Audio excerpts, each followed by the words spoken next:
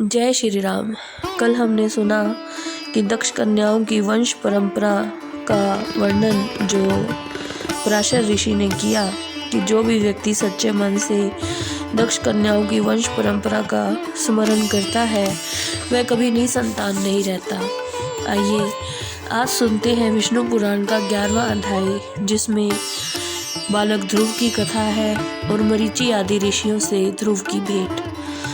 श्री पराशर जी बोले, हे मैत्रेय, मैंने तुम्हें स्वयंभू मनु के प्रिय व्रत और उतानपाद नामक 2 शक्तिशाली और धर्मज्ञ पुत्र बताए थे। हे द्विज, उनमें से उतानपाद की पत्नी सुरुचि से उत्तम नामक पुत्र हुआ। उतानपाद अपने पुत्र उत्तम से बहुत ही स्नेह करता था और अपने पिता का बहुत ही लाडला था। उतानपाद सुरुचि को बहुत प्यार करता था। राजा उतानपाद अपनी सुनीति नामक राजमहिषी को विशेष प्रेम नहीं करता था। सुनीति से ध्रुव नामक पुत्र उत्पन्न हुआ। एक दिन राजा उतानपाद राज दरबार में सिंहासन पर बैठे थे। उस समय उनकी गोद में उनका प्रिय लाडला पुत्र उत्तम भी बैठा था। उसी समय ध्रुव भी वहां आ गया। उसने अपने पिता की गोद में अपने भाई को बैठे देखा तो ध्रुव के मन में भी इच्छा जाग उठी कि वह भी अपने पिता की गोद में बैठे। लेकिन राजा उतानपाद ने अपनी प्रेयसी सुरुचि के सामने गोद में बैठने के लिए आए अपने पुत्र ध्रुव को गोद में नहीं बिठाया। अपने सौतन के पुत्र को राजा की गोद में बैठने के लिए ललायक देखकर सुरुचि ने ध्रुव से कहा, अरे मुन्ना, मेरी कोख से उत्पन्न हुए बिना पराई स्त्री का पुत्र होकर तो व्यर्थ क्यों गोद में बैठने की इच्छा रखता है? तू अविवेकी है, इसलिए ऐसी अलभ्य और उत्तमोत्तम वस्तु की इच्छा करना पाप है। ये ठीक है कि तू उन्हीं का पुत्र है, लेकिन तू मेरे गर्भ से तो उत्पन्न नहीं हुआ।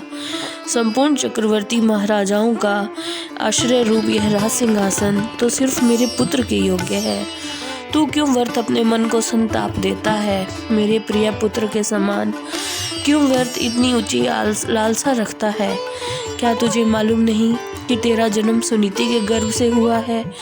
श्री पराशर जी बोले, हे द्विज, विमाता के मुख से ये सब बातें सुनकर बालक ध्रुव अपने पिता के पास से अपनी माता के पास महल में उनके कक्ष में जा पहुंचा। हे मैत्रेय, बालक ध्रुव के होंठ गुस्से में कांप रहे थे। अपने पुत्र ध्रुव को इस तरह क्रोध में देखकर सुनीति ने उसे गोद में बिठाकर प्यार से उसके सिर पर हाथ फेरा और पूछा, पुत्र, क्या बात है? तुम इतने क्रोध में क्यों हो? किसी ने मेरे पुत्र का अपमान किया है क्या? तेरा अपमान करके कौन तेरे पिताश्री का अपमान कर रहा है? श्री पराशर जी बोले, अपनी माता के यह सब पूछने पर बालक ध्रुव ने अपनी माता से वह सारी बातें बता दी जो उसकी विमाता ने उसके पिता के सामने उससे कही थी। अपनी माता को सारी बातें बताकर बालक ध्रुव की आंखों से आंसू निकल पड़े।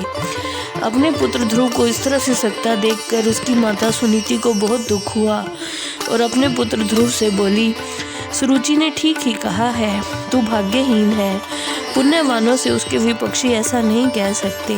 लेकिन हे पुत्र, तू व्याकुल मत हो, क्योंकि पुत्र, तूने जो पूर्व जन्म में जो कुछ किया है उसे कौन मिटा सकता है?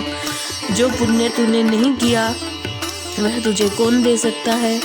इसलिए हे पुत्र, तू अपनी विमाता की कही हुई बातों से दुखी मत हो, क्योंकि पुत्र जिसने पूर्व जन्म में पुण्य कार्य किए होते हैं उसी को राज सिंहासन, राज छत्र, उत्तम हाथी और घोड़े मिलते हैं। यह सब सोचकर तू धीरज रख। पूर्व जन्म में किए हुए पुण्य कर्मों के कारण ही राजा सुरुचि में इतनी प्रीति रखते हैं और पुण्यहीन होने के कारण मुझ जैसी स्त्री भार्या अर्थात भरण करने योग्य ही कही जाती है। उसी तरह उसका पुत्र उत्तम भी बहुत पुण्य संपन्न है और तू मेरा पुत्र ध्रुव मेरी तरह ही अल्प पुण्यवान उत्पन्न हुआ है। हे पुत्र, तुम्हें तनिक भी दुखी नहीं होना चाहिए, क्योंकि जिस व्यक्ति को जितना मिलता है वह उतनी ही पूंजी में संतुष्ट रहता है। पुत्र, यदि तुझे सुरुचि की कही बातों से अत्यंत दुख हुआ है तो तुम सर्वफलदायक पुण्यों का संग्रह करने का प्रयास कर। तू सुशील, प्रेमी, पुण्यात्मा, समस्त प्राणियों का उपकार करने वाला, उनका हितैषी बन, क्योंकि जैसे नीची भूमि की ओर ढुलकता हुआ पानी स्वयं ही अपने आप पात्र में आ जाता है, वैसे ही सत्पात्र व्यक्ति के पास स्वयं ही संपूर्ण संपत्तियां आ जाती हैं। अपनी माता सुनीति की बात सुनकर बालक ध्रुव बोला, हे माता श्री, मेरे मन को शांत करने के लिए आपने जो ज्ञान की बातें मुझसे कही हैं, वे दुर्वाक्यों से बिंधे हुए मेरे हृदय में जरा भी नहीं ठहरती। अतः मैं यही प्रयास करूंगा जिससे समस्त लोगों में सर्वश्रेष्ठ पद पा सकूं।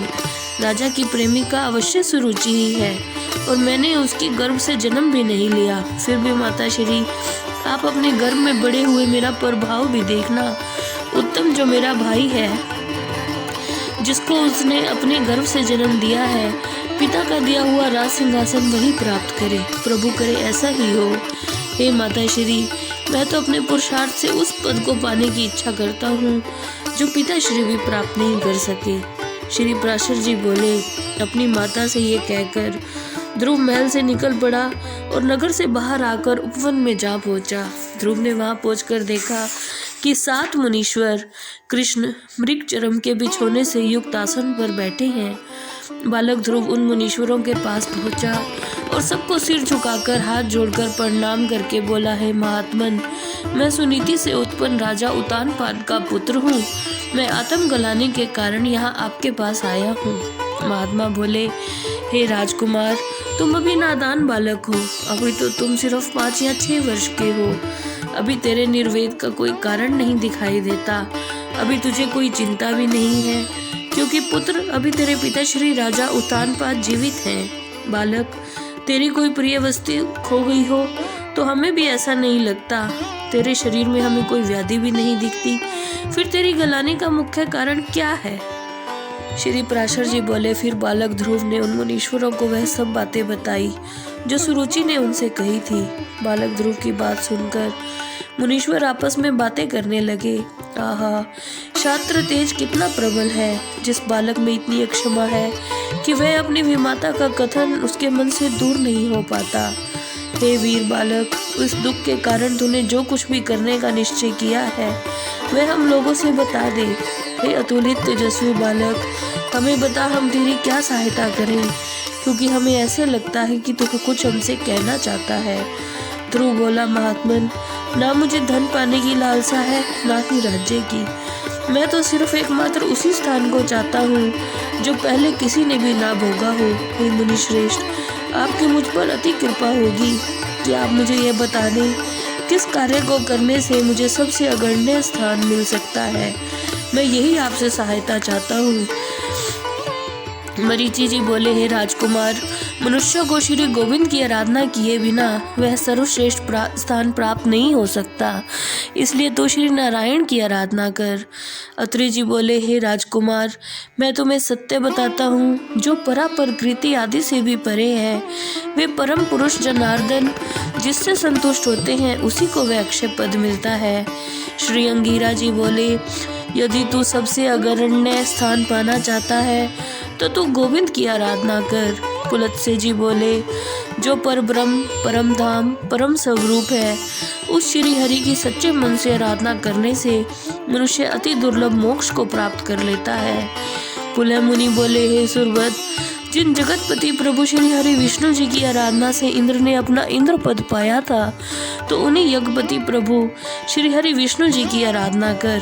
श्री कृतु ऋषि बोले, जो परम पुरुष यज्ञ और योगेश्वर है, उन जनार्दन के संतुष्ट होने पर ऐसी कौन सी दुर्लभ वस्तु है जो प्राप्त नहीं की जा सकती। श्री वशिष्ठ जी बोले, हे वत्स, प्रभु श्री हरि नारायण की सच्चे मन से आराधना करने से जो तू अब कुछ भी अपने मन में चाहेगा वह अवश्य प्राप्त कर लेगा। फिर त्रिलोकी के उत्तमोत्तम स्थान की तो बात ही क्या है। ध्रुव बोला, हे महर्षिगण, आपने मुझे अपने आराध्य देव के बारे में तो बता दिया, अब आप कृपा करके मुझे यह बताएं कि प्रभु को प्रसन्न करने के लिए मुझे क्या करना होगा। उस महापुरुष श्री नारायण की किस तरह आराधना करनी होगी। ऋषिगण बोले, हे राजकुमार, श्री हरि विष्णु जी की आराधना में तत्पर पुरुषों को किस प्रकार उसकी उपासना करनी चाहिए, ध्यान पूर्वक सुनो। सबसे पहले मनुष्य को चाहिए कि समस्त बाह्य विषयों से चित्त को हटावे और अपने मन को एकमात्र उन जगदाधार परम पिता परमेश्वर में स्थिर कर दे। हे राजकुमार, इस तरह एकाग्रचित होकर तन्मय भाव से जो जपना है वह सुनो। ओम हिरण्य गर्भ है, पुरुष प्रधान और अव्यक्त रूप शुद्ध ज्ञान स्वरूप वासुदेव को प्रणाम है। इस पवित्र ओम नमो भगवते वासुदेवाय मंत्र को पूर्व काल में तेरे पितामह भगवान स्वयंभू मनु ने जपा था। अब उनसे प्रसन्न होकर श्री जनार्दन प्रभु ने उन्हें त्रिलोक में दुर्लभ मनोवांछित सिद्धि प्रदान की थी। उसी प्रकार तू भी निरंतर ओम नमो भगवते वासुदेवाय का जाप कर और जप करता हुआ श्री गोविंद को प्रसन्न कर। जय श्री राम।